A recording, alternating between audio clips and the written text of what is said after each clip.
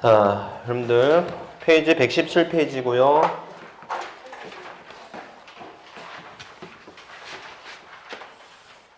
우리 세율 공부하고 있었죠. 그래서 여러분들 보시면 토지, 건물, 주택,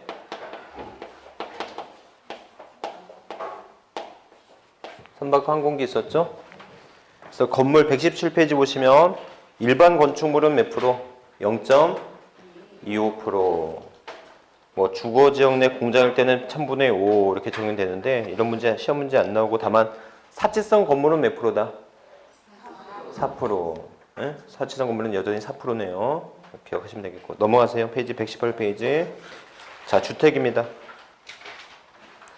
그래서 여러분들 주택은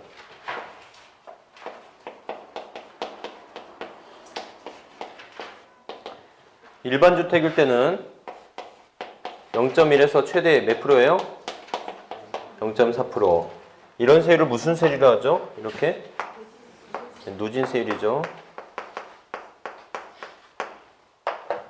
입에서 예외적으로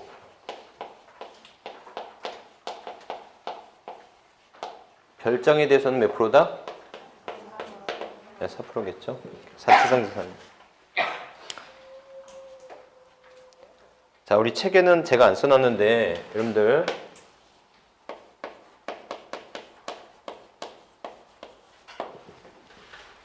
고급 주택이라는 게 있어요.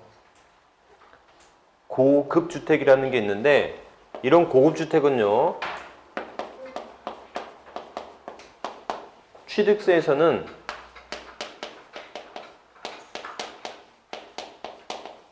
네 배 중과세가 돼요. 뭐가 중과세가 된다고요? 4배 중과세. 이에 비해서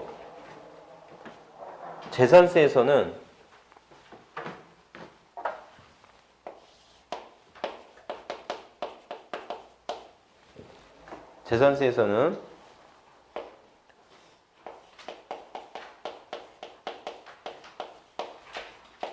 일반 주택으로 보아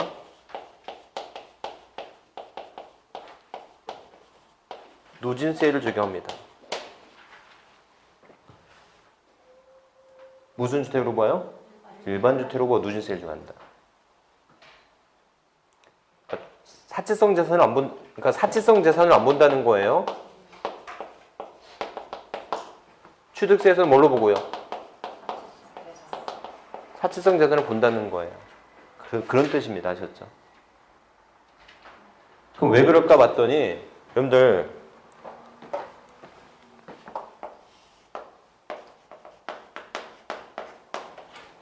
재산세 내면 또 일정 금액 이상 초과하면 뭐도 내야 돼요? 종합 부동산세도 내야 되는데 주택은 종부세 대상이 되는데 별장은 종부세 대상을 아니에요. 아셨죠? 그래서 재산세에서 고급 주택을 사치성 재산으로 보지 않는 이유는 뭐를 과세하기 위함이다? 종합 부동산세로 과세하기 위함이다 라는 거예요. 이해하셨죠? 그렇게 기억 좀 해주시고. 자, 괄호 1번인데, 여러분들 괄호 1번이 뭐냐면,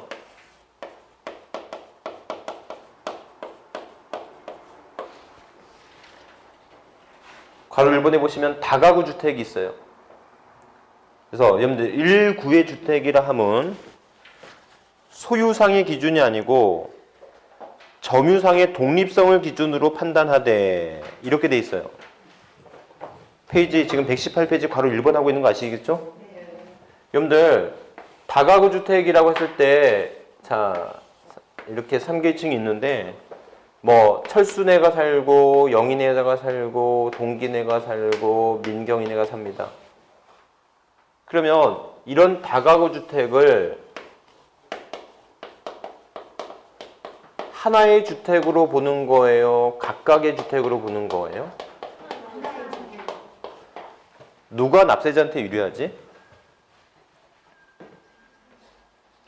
다가구 주택은 분명히 건축법상의 단독주택인 건 맞아요. 그럼 세법에서는 이 다가구 주택을 단독으로 받을까 공동으로 받을까? 그리고 어느 게 더 납세자한테 유리할까? 다가구 주택을 갖고 있는 분이면 방금 알 텐데. 이게 소유가 안 하다 보니까. 자, 여러분들 주택에 대한 재산세 세율이 누진세율이에요. 무슨 말인지 아셨어요? 이거를 하나당 1억이라고 할게요. 그러면 6억에 대해서 세율을 적용하는 게 많을까요? 1억의 세율을 적용해서 6개를 내는 게 더 세금이 많을까요? 아래 게 많아요? 위에 게 많아요? 에이, 위에 게 훨씬 많지. 왜? 세율이 무슨 세율이니까? 1억에 대한 세율은 0.1%인데 6억에 대한 세율은 0.4%일 거 아닙니까? 무슨 말인지 아셨죠? 따라서 이런 다가구 주택에 대한 세율은 뭘로 적용한다? 하나의 주택으로 보는 게 아니라 각각의 주택으로 보아서 세금을 내는 것이다. 이해하셨죠? 그래야지 재산세가 줄어들지. 그래야 재산세가 많아지지 않죠. 이해하겠죠? 자, 그 다음에 괄호 2번. 괄호 2번. 주택에 대한 재산세는 주택별로 세율을 적용한다. 따라서 1인이 수개의 주택을 보유해도 주택의 가격을 뭐하지 않는다? 합산하지. 다가구 주택도 마찬가지잖아. 다가구 주택을 각각을 주택으로 보는데 재산세를 부과할 때는 각각의 재산세를 부과하는 거지 이거를 하나의 주택으로 모아 재산세를 과세하는 게 아니라고요. 이렇게. 그 다음에 주택을 3번 주택을 2인 이상이 공동으로 소유하거나 토지와 건물의 소유자가 다른 경우 당해 주택에 대한 재산세 세율을 적용함에 있어서는 당해 주택의 토지와 건물의 가액을 합산한 과세 표준액에 세율을 적용한다라는 거. 오케이? 네, 뭐 이렇게 기억하시면 되겠고. 겸용주택입니다. 여러분들 세 번째 겸용주택.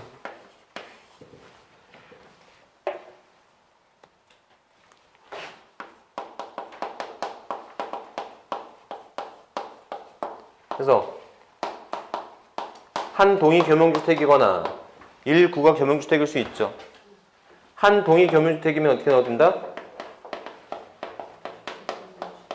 주택만 주택으로 본다. 이 말이 뭐예요? 주택만 주택으로 보겠다는 말이?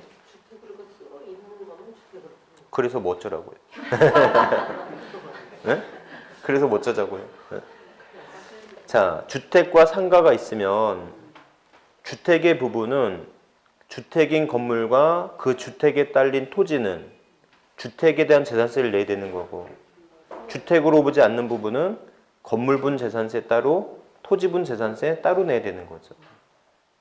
이해하셨죠? 그래서 한 동이 겸용주택이면 주택만 주택으로 보고요. 한 구가 주택이면 이때는 주택이 전체 면적의 몇 프로 이상이면 50% 이상이면 이때는 뭘로 본다? 전부를 주택으로 본다는 거예요. 그럼 여러분들 한 동은 뭐고 한 구는 뭐지? 한 동은 뭐고 한 구는 뭐지? 그래서 우리 아파트 단지를 설명할 때 이 아파트 단지는 총 몇 동, 몇 가구가 살고 있다 이렇게 얘기하지 않습니까? 맞죠? 동의 개념은 소유의 개념으로 판단하시면 되고요. 한 구는 점유의 개념으로 판단하시면 돼요. 지금은 그런 어떤 삶의 구조가 많이 없지만 옛날에는 문방구 하면서 아래 집 있고 그런 거 있었잖아요. 그럼 그 한 구의 건물 안에 상가와 즉 점포와 주택인 면적이 같이 하나의 어떤 점유하는 면적이 있었잖아요. 무슨 말인지 아셨죠? 그럼 이걸 주택으로 볼 건가 상가로 볼 건가에 따라서 과세가 달라질 수 있지 않습니까? 아셨죠? 그러니까 이때는 주택이 50% 이상이면 전부를 뭘로 보겠다? 주택으로 보겠다라는 거잖아요. 이해하셨죠? 그래서 한 동의 개념은 소유의 개념으로 주택을 판단하고요. 한 구는 점유의 개념으로 주택수를 판단하면 되는 거예요. 이해하셨죠? 네, 좀 어려운데 네, 이렇게. 그래서 한 동이다, 한 구다라는 개념 기억하시면 되겠다. 자, 그래서 여기까지다. 주택. 여러분들 거기 선박 및 항공기인데 기억할 거 사치성 재산은 고급 선박에 대해서는 얼마가 된다? 5%. 4%가 아니네. 이건 5%네. 중요한 건 아니고요. 이렇게. 다만 여러분들 자 공식이 두 가지가 있는데 공식이 첫 번째 공식 119페이지 세율의 적용 보시면 동그라미 2번 동그라미 2번 밑줄 119페이지 동그라미 2번의 밑줄 이게 공식 1번이에요. 왜 자꾸 공식이라고 하냐면 모든 세법에 공통적으로 적용되는 식이야. 그래서 뭐냐면 세율이 2개 이상 적용되면 어떤 세율이다? 높은 세율. 예외가 없어. 모든 세법에 다 공통적으로 적용되는 이 말이에요. 세율이 2개 이상 적용되면 어떤 세율이라고요? 높은 세율. 공식 2번이 있는데 공식 2번이 동그라미 밑에 3번이에요. 118페이지. 아니 앞에 바로 옆에 118페이지 동그라미 3번. 거기 이게 공식 2번이야. 118페이지 동그라미 3번 맨 밑에. 주택의 토지의 경계가 명백하지 아니할 때 토지의 경계가 명백하지 않으면 바닥 면적의 몇 배다? 10배. 그럼 공식이 두 가지가 있어요. 모든 세법에 적용되는 공식인데 하나는 세율이 2개 이상 적용되면 어떤 세율? 높은 세율. 토지의 경계가 명백하지 않으면 바닥 면적의 10배. 아셨죠? 이게 공식이라고 합니다. 모든 세법에 공식처럼 적용되는 그런 문구예요. 아셨죠? 네, 여기까지가 여러분들 재산세 세율이었어요. 아셨죠? 여러분들 우리가 뭐 배웠어요 지금? 재산세 배웠죠. 재산세 배웠는데 재산세 과세 대상, 납세 의무자, 과세 표준, 세율 이렇게 배웠잖아요. 아셨죠? 그다음에 이제 뭐 배울 차례다? 부가와 징수 요게 배울 차례예요. 재산세 부가와 징수. 그래서 여러분들 페이지 120페이지 들어갑니다.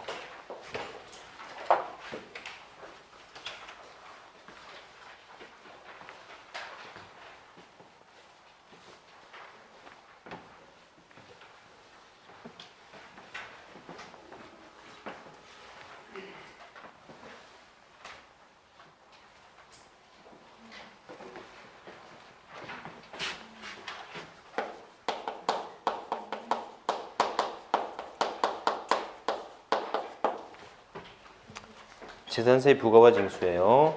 여러분들, 자 과세권자는 누구다? 과세권자는 시, 군, 구 되는 거 아시겠죠? 다만 어디 내에서만큼은 특별시 내에서만큼은 특별시와 구가 무슨 과세한다? 공동 과세한다는 거 기억나시죠? 자, 여러분들 납세지인데요. 이 납세지인데 여러분들 납세지 하면 시험 문제 꼭 나온다고 했던 게 뭐냐면 취득세, 등록면허세, 취득세, 등록면허세, 재산세, 납세지는 어디가 돼요? 물건 소재지가 되죠. 맞죠? 이에 비해서 여러분들 양도소득세와 나머중에 배우는 종합부동산세는 납세지가 어디라고요? 주소지라고요.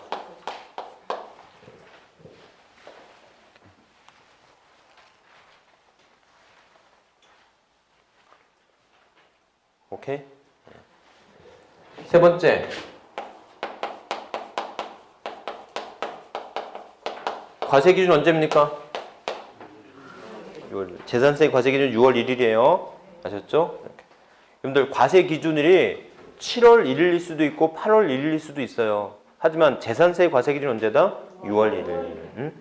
나중에 배우게 될 주민세 과세 기준일은 7월 1일 또는 8월 1일이에요. 아셨죠? 과세 기준일이라고 해서 모든 세금의 과세 기준일이 6월 1일이 되는 것은 아니고 재산세의 과세 기준일은 6월 1일이다라는 거 아셨죠? 자, 네 번째. 그렇다면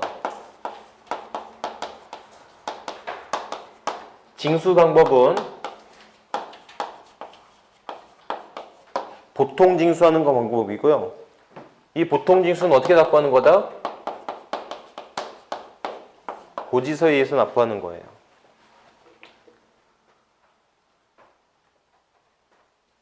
보통 징수라고 하는 것은 어떻게 납부하는 거라고요? 고지서에 의해서 납부하는 것을 보통 징수라고 말을 하는 거예요. 아셨죠? 근데 여기서 여러분들 그 밑에 보시면 이 고지는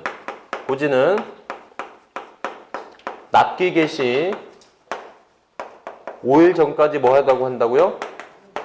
발부하도록 합니다. 납기 개시 5일 전까지 발부하도록 합니다. 오케이? 자, 근데 옆에다가 한마디 써두세요.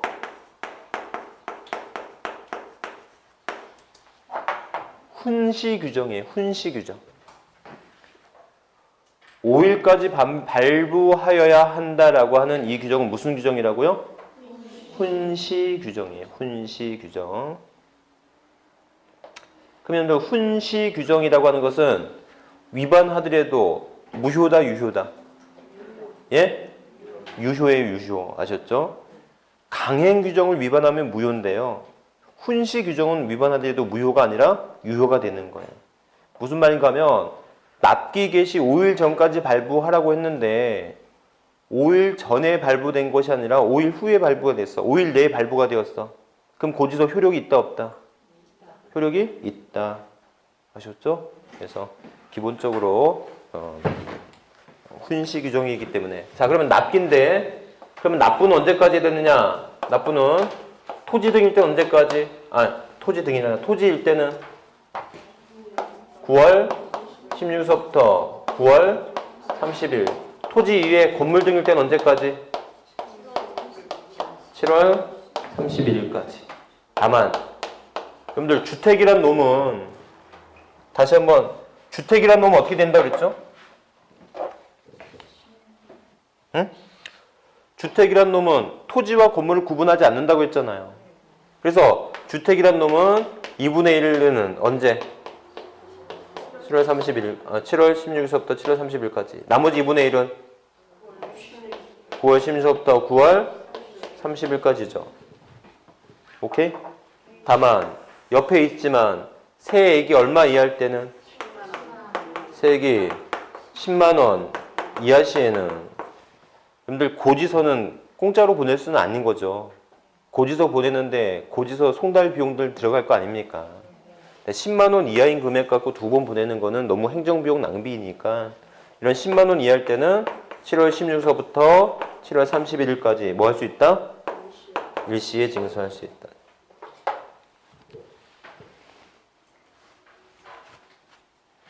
아셨죠?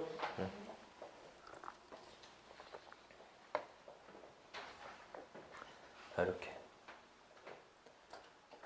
입니다.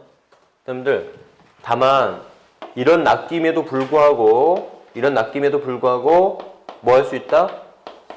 수시부가하여 징수할 수 있다라는 겁니다.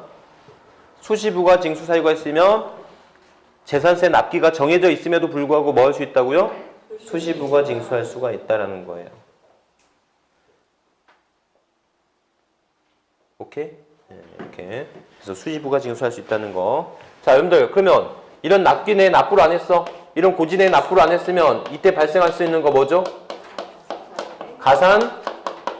가산금이죠. 고지서에 의한 납부기한까지 납부하지 않았으면 뭐가 된다? 가산금. 가산금이 부과되는 거예요. 아셨죠? 여러분들, 이때 가산금은 일반 가산금 3%와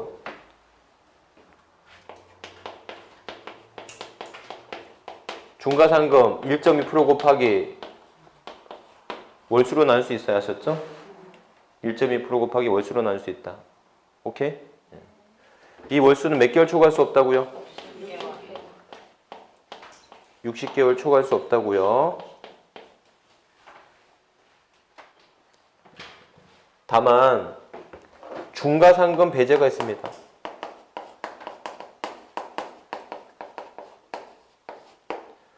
중가상금 배제인데 중가상금 배제는 국세일 때는 얼마고요? 100만 원이고요. 지방세일 때는요? 30만 원이에요. 뭐 적용하지 않는다고요? 100만 원 미만, 30만 원 미만일 때 뭐 적용하지 않는다고요? 중가상금을 적용하지 않는다고요. 자, 예를 들어 볼게요.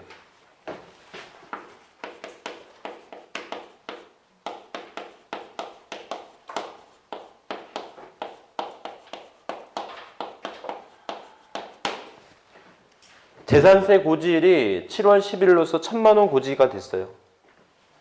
그러면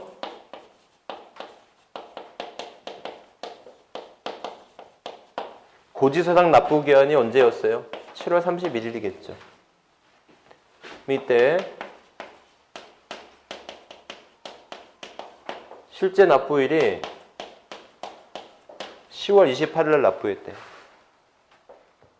그러면 이때 재산세 및 가산금은 얼마죠? 재산세 및 가산금의 총합계획은 얼마지? 그래서 뭐 내야 됩니까? 재산세 내야 되겠죠? 그 다음에 뭐 내야 됩니까? 가산금 내야 되겠죠. 가산금은 1000만 원 곱하기 3% 하면 30만 원 내야 되겠죠. 그 다음에 뭐 내야 됩니까? 중과상금 내야 되겠죠. 1000만 원 곱하기 1.2% 곱하기 2개월 28일 체납하고 있죠. 7월 말이니까 7월 말에 한 번 안 냈으니까 3% 먼저 때려놓고 8월달, 9월달, 응? 8월달, 9월달, 10월달, 28일. 그러니까 8월달, 9월달, 10월달 28일이니까 2개월 28일이 아니라 며칠이지? 8월달, 9월달, 10월달이니까 2개월 28일 맞죠? 이거 뭐 2개월 28일은 2로 봐야 돼요? 3으로 봐야 돼요? 이거 2로 봐야 됩니다. 매월이 경과할 때니까 아직 28일이 매월이 경과되지 않았잖아요. 이해하셨죠? 그러니까 2로 봐야 됩니다. 2로. 얼마가 돼요? 24만 원이요. 아셨죠? 이렇게. 그래서 그러면 여러분들 이거를 10만 원이라고 해볼래요? 10만 원 바꾸면 어떻게 되지? 10만 원. 10만 원 곱하기 3% 하면 3,000원. 중과상금 적용하지 않는다. 아셨죠? 다시 한번 적용해 볼까요? 국세 100, 지방세 30 기준인데 얘가 미만일 때가 있고 이상일 때가 있잖아요. 맞죠? 그러면 결국 가산금하고 중과상금 있는데 가산금 적용한다 안 한다? 100만 원, 30만 원일 때 가산금은 적용하죠. 하지만 중과상금을 적용하지 않는 거고 100만 원, 30만 원 이상일 때는 가산금 및 중과상금 모두 적용한다. 아셨죠? 그래서 100만 원, 30만 원 미만일 때 중과상금을 적용하지 않는 거지 3%인 뭐는 적용한다.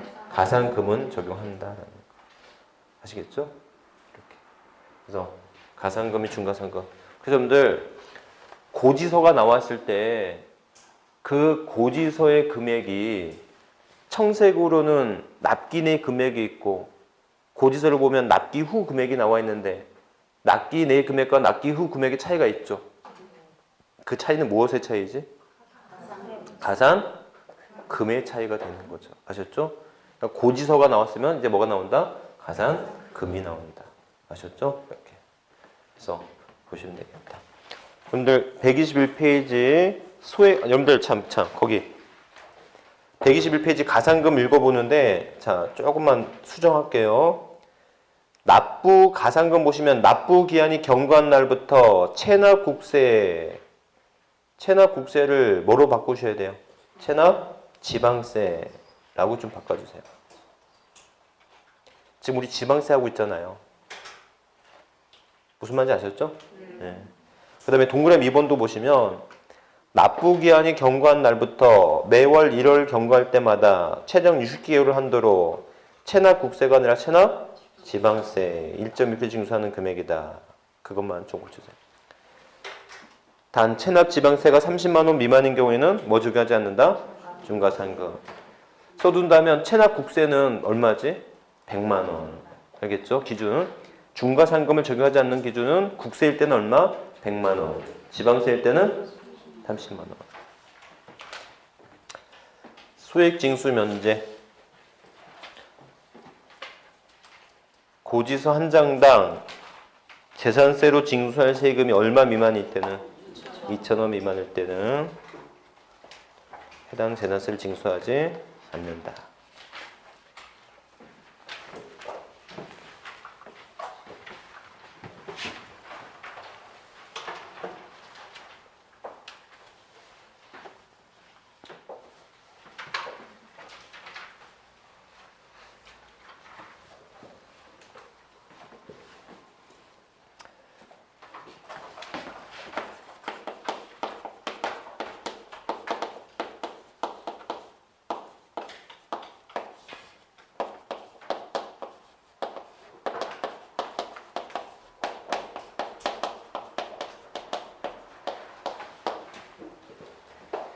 원칙은 뭐다? 신고에 의한 등재. 이 신고 아까 언제까지 하라고 그랬죠? 과세 기준일로부터 며칠이네? 10일 이내. 중요한 건 10일이 중요한 게 아니고 과세 기준일로부터 10일 이내입니다. 아셨죠? 과세 기준일로부터 10일 이내 이렇게 하시면 되겠고. 다만 여러분들 그래서 신고인데 과세 기준일로부터 10일이 된다는 거 아시겠죠? 예외적으로 만약에 신고를 안 했어도 알 수가 있다면 직권에 의한 등재가 가능합니다. 과세권자가 알 수 있었으면 뭐 하지 않았어도 신고하지 않았어도 직권으로 뭐 할 수 있다고요? 등재할 수 있다. 여러분들 그래서 우리 시험 문제 이렇게 나올걸요. 등재 가능한데 등기 아니라는 거. 직권에 의한 등기를 할 수 있는 게 아니고 직권에 의한 뭐가 된다? 등재가 가능하다. 여러분들 등기는 뭐고 등록은 뭐고 등재는 뭐죠?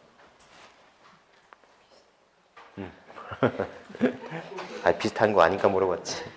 네? 네? 등기는 뭐고 등록은 뭐예요? 그럼 등록은? 뭔가 참여하고 싶은데. 자, 등기는 사법부 즉 법원의 공보상에 기재가 되는 걸 등기라고 하는 거예요. 아셨죠? 등기부 떼려면 어디 가야 돼요? 등기소에 가야 돼요. 법원에 가야 됩니다. 아셨죠? 등록은요? 행정부의 공보상에 기재가 되는 것을 등록이라고 하는 거예요. 아셨죠? 그럼 등재는 뭐냐? 이렇듯 과세대장이라고 하는 이런 장부상에 기재가 되는 것을 등재라고 표현하게 됩니다. 아셨죠? 자, 또 하나. 그래서 여러분들 소유권 변동에 관한 신고를 하라고 했는데 신고를 하지 않았으면 직권으로 뭐가 가능하다? 등재가 가능한 거예요. 이때 신고를 안 해도 가산세 있다 없다? 가산세가 없다. 소유권 변동에 관한 신고는 안 해도 가산세를 적용하지 않는다. 재산세는 가산세를 적용하지 않아요. 왜 그럴까? 왜 그렇지? 왜 소유권 변동에 관한 신고를 안 했는데 가산세가 없을까? 라는 겁니다. 응? 그렇기도. 자, 뭐가 문제냐면, 자, 공부상 소유자가 뭐 하지 않으면, 신고하지 않으면 본인이 납세 의무를 져야 되잖아요. 그러니까 굳이 가산세를 매길 이유가 없지. 안 하면 지손해니까. 무슨 말인지 아셨죠? 그러니까 직권에 의한 등재 가능하고 직권에 의한 등재 가능하더라도 이때 안 하더라도 뭐가 없다? 가산세가 없다라는 거 되면 되겠다. 여러분들 세부담의 상한제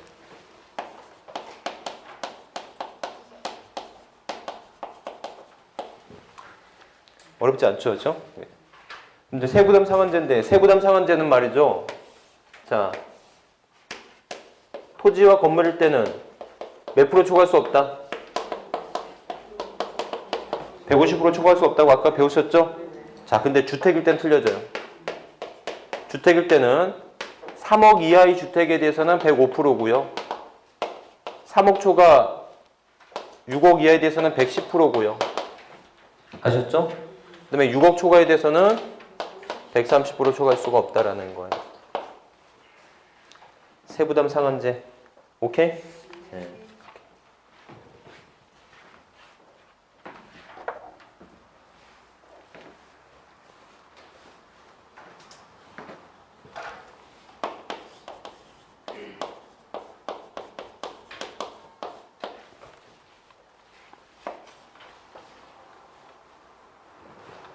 자, 거기 병기되는 조세 및 부가세 있어요. 자, 재산세에는 100분의 20에 해당하는 지방교육세가 부과된다. 또한 지역자원세가 병기된다. 이렇게 돼 있죠. 여러분들 백문이 불여일견이라고 집에 가서 재산세 고지서가 있는 분은 재산세 고지서를 한번 보시는데 재산세 고지서는요. 재산세만 나오는 게 아니더라고요. 재산세에는 지역자원시설세라고 하는 세금하고 그 다음에 지방교육세가 한꺼번에 나와요. 이게요. 그런데 지금 말을 들어보니 지역자원시설세는 뭐라고 하고 병기되는 조세라고 하고 지방교육세는 부과되는 조세라고 하는데요. 이렇게.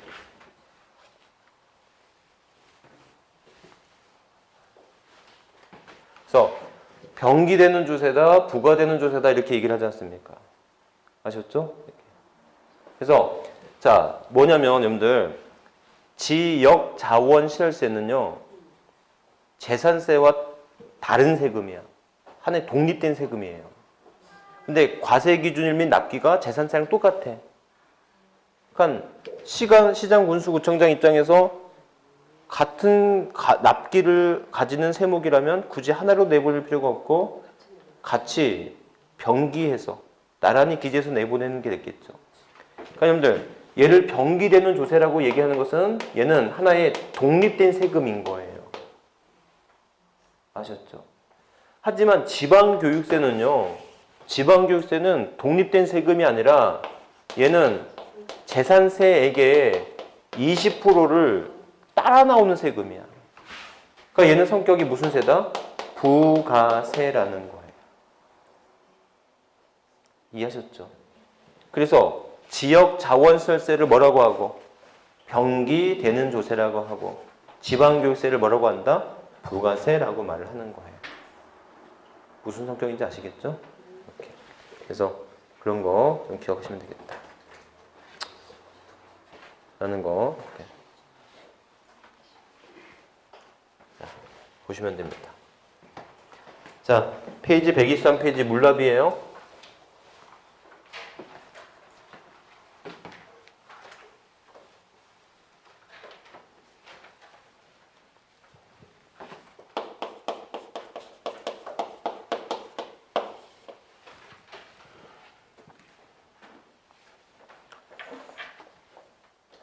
물납.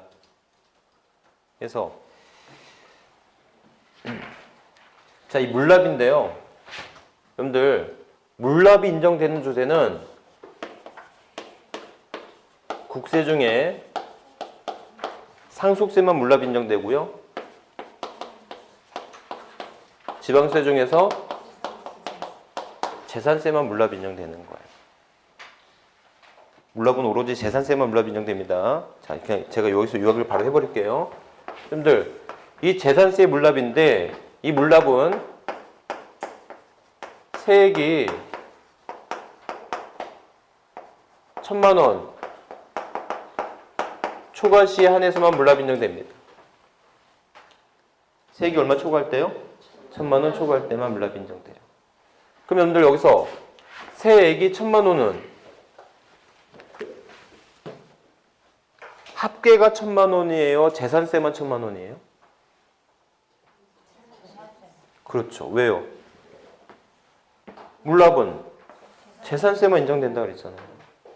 그러면 여기서 세액 1,000만 원은 온리 재산세만입니다.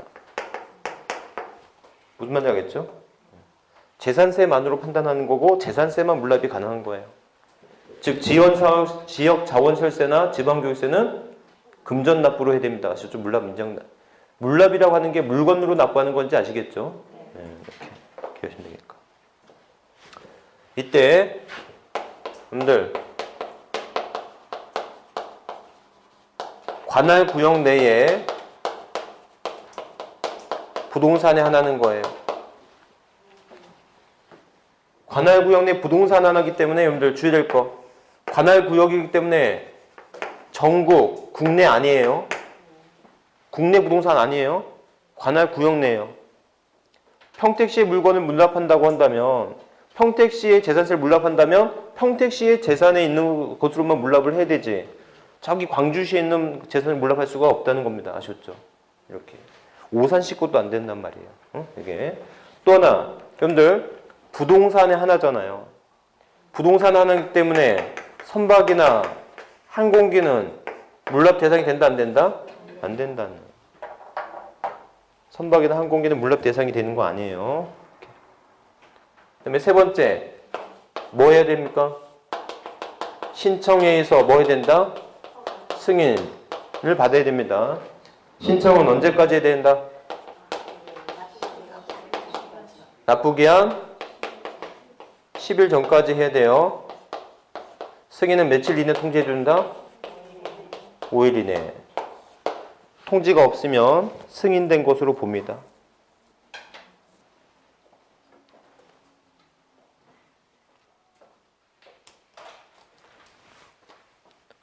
자, 이 정도. 그래서 물납은 이 정도만 기억하시면 돼요. 자, 페이지 124페이지 분납 들어갈게요.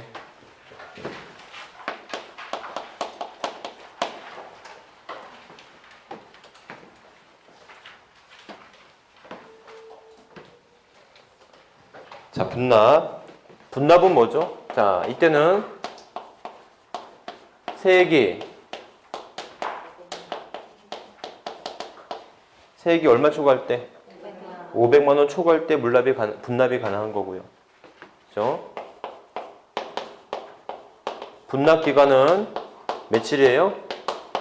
45일 이내 분납할 수 있어요.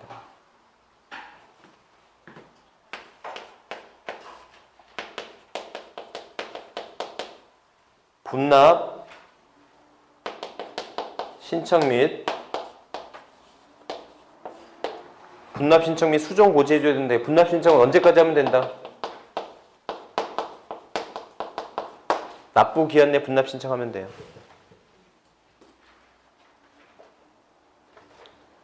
납부 기한 내 분납 신청하면 됩니다. 네 번째, 자, 분납 방법.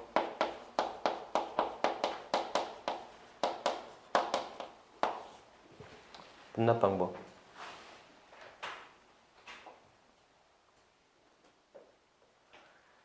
그래서 분납 방법인데 여러분들, 자, 어찌됐건 얼마 초과해야 돼요? 500만 원 초과해야 되죠. 자, 500만 원 초과 1000만 원 이하일 때 분납하는 방법하고 1000만 원 초과할 때 분납 방법이 좀 틀린데요. 그래서 1차 납부하고 2차로 납부될 게 얼마가 된다? 45일 내에 분납하면 되겠죠. 만약에 700만 원을 분납한대요. 700을 분납한다면 무조건 얼마는 내야 돼요? 500원 내야 되고 200을 분납해야 되겠죠. 그럼 200을 설명할 때 어떻게 설명하냐면 500 초과하는 금액을 분납하면 된다라는 거예요. 아셨죠? 그럼 1400을 분납해요. 어떻게 분납하면 돼요? 700이고 분납해야 되겠죠. 이때 700을 분납할 때 설명을 어떻게 하면 50% 이하의 금액을 분납한다라고 하면 되는 거예요. 이해하셨죠?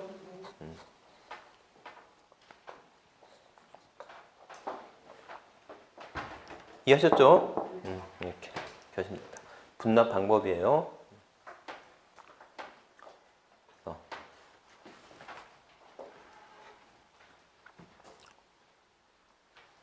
기출문제 풀어볼까요?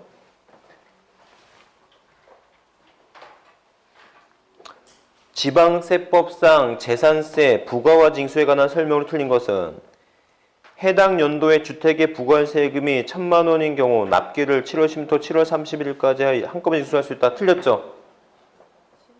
10만 원, 100만 원이 아니라 10만 원이겠지.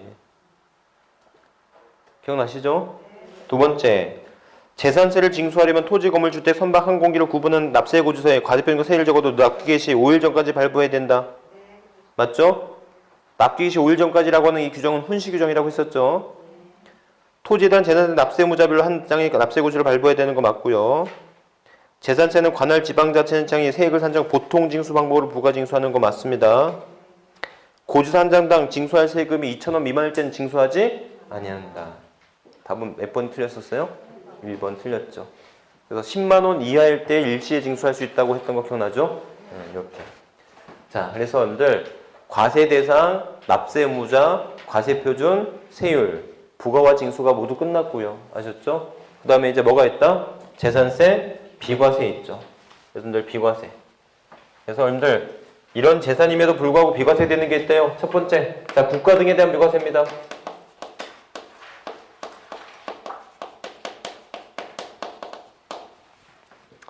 자, 국가 등에 대한 비과세. 여러분들 국가 등에 부여하는 거 어떻게 되겠다? 비과세하겠죠. 다만 다음의 경우는 과세하게 그러하지 아니어야 돼요. 그래서 여러분들 두 번째, 그 국가가 외국 국가라면 어떻게 되죠? 외국 국가 등이라면 무슨 주의다? 상호주의. 외국 국가 등이라면 상호주의예요. 상호주의 뭔지 아시죠?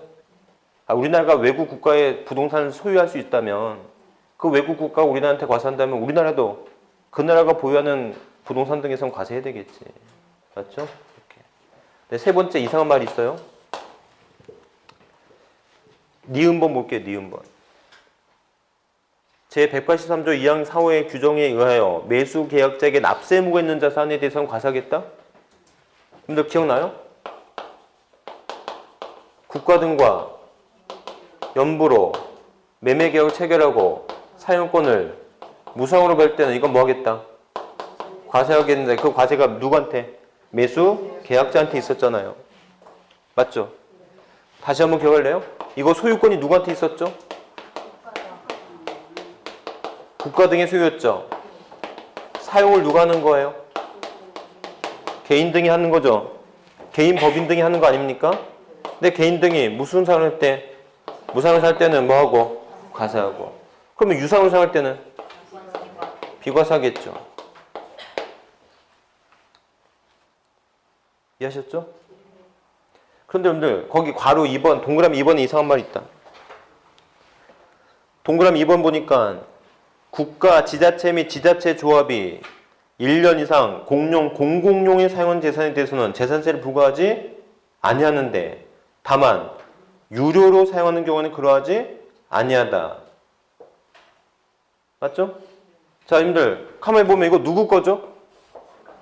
아니, 다 읽어봐. 누구 걸 누가 사용하는 거야?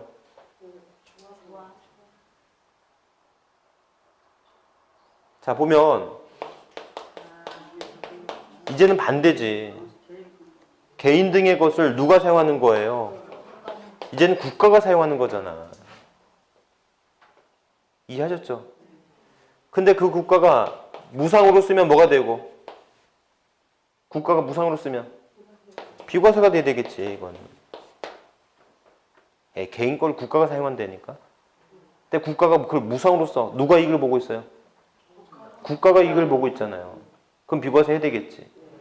근데 만일 이걸 유상으로 수행한다면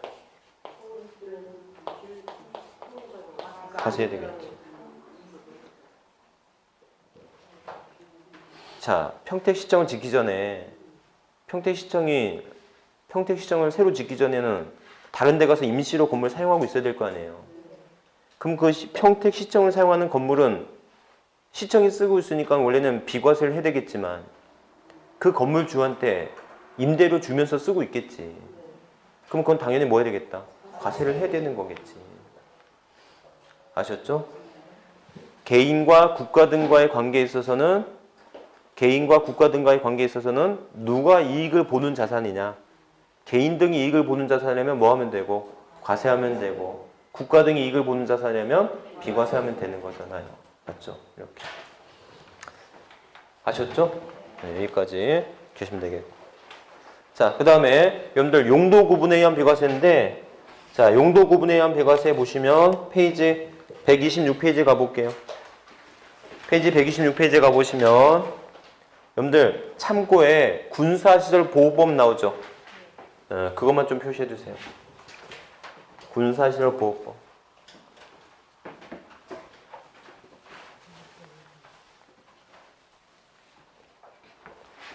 근데 우리나라를 둘로 나누면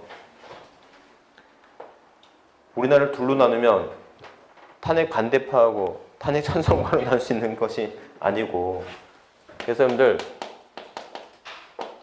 군사시설 보호법으로 나눌 수 있겠죠.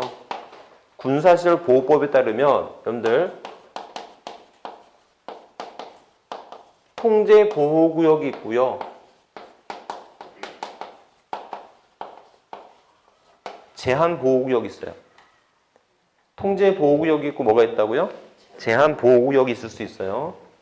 그래서 통제 보호구역이 어디냐면 민통선 이북 지역이야, 대부분.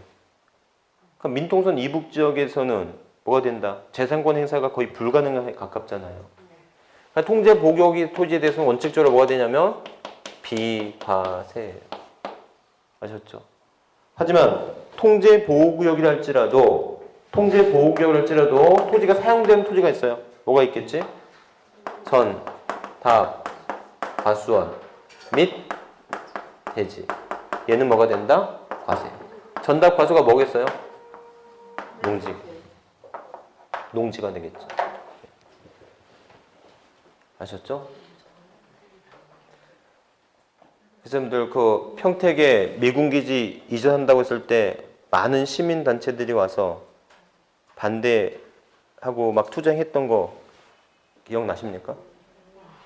근데 그때 그 데모하는 방법 중에 하나가 그 미군기지로 지정된 그 토지에다가 모판을 던졌어요. 모판. 그런 거 안 나죠? 모판. 응? 모판을 던졌어. 그런 이유가 그 퍼포먼스죠, 하나에. 그래서 여러분들 통제 보호구역을 할지라도 전답 과수원은 뭐가 된다? 과세가 된다. 그런 뜻으로 받아주면 되겠어요. 아셨죠? 제한 보호구역 내에 있는데요. 여러분들 제한 보호구역 있는 거 당연히 과세인데 특히 임야는 분리과세하는데 뭐 중요한 건 아니에요. 여러분들 통제 보호구역에 있는 임야는 뭐가 되겠다? 비과세. 제한 보호구역에 있는 임야는 분리과세. 그러니까 이런 차이가 있다라는 거. 아셨죠?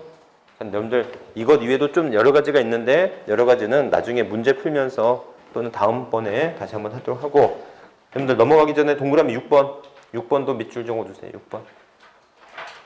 임시로 사용하기 위한 건축물, 이거 비과세가 됩니다. 몇 년 미만 것, 1년 초과하지 않는 것, 이렇게. 그래서 재산세 이거를 마치겠고요. 자, 여러분들 종합부동산세 있잖아요. 자, 다음 페이지 국세 종합부동산세죠? 여러분들 종합부동산세는 여러분들 노무현 전 대통령 시절에는 되게 중요한 문제가 두 문제씩 나왔었는데 요즘에는 종합부동산세가 그 중요도가 많이 떨어졌어요. 아셨죠? 그래서 이거는 안 하는 게 아니고 최근을 공부를 하지 않고 제가 프린트홈을 나눠드렸거든요. 이 종합부동산세로서 잠깐 더 공부할게요. 아셨죠? 좀 쉬었다 할게요.